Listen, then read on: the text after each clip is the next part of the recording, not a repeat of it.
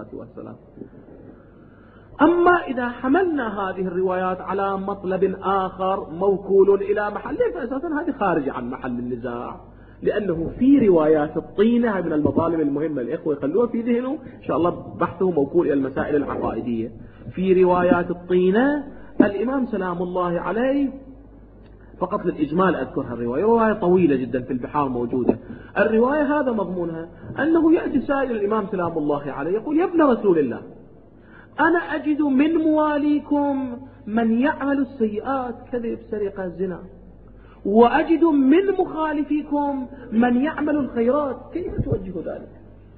هذا موالي يعمل بخلاف ما تقولون، ذاك معادي يعمل بما يوافق ما تقولون. قال: إذا كان يوم القيامة أخذت حسناتهم وضعت على أعمال شيعتنا، وأخذت سيئات شيعتنا ووضعت عليهم. ثم الإمام سلام الله عليه يستدل بالقرآن يقول: بضاعتنا ردت إلينا، لأنه إحنا منشأ كل خير، فهذه بضاعتنا، هذول كانوا سارقين إلها، الآن ردت إلينا.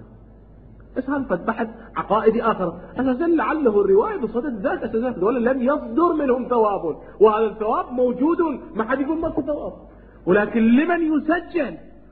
احنا نريد نقول هنا الرواية التفتوا جيدا، تقول ما كان له على الله ثواب، ما كان له ثواب، أما